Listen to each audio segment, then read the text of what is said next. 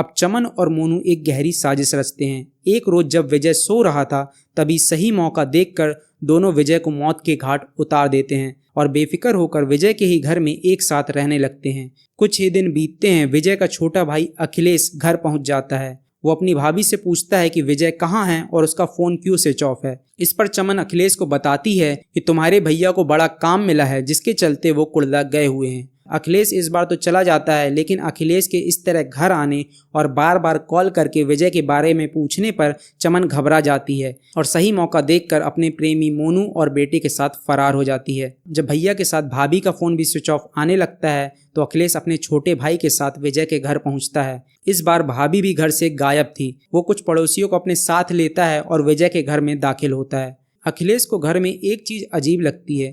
जहां पूरे घर पर पुरानी खुरदरी टाइल्स लगी हुई थी, वहीं एक जगह एकदम नई नवेली टाइल्स लगी हुई थी। उस नई नवेली टाइल्स की लंबाई और चौड़ाई लगभग 6x4 के आसपास की होगी।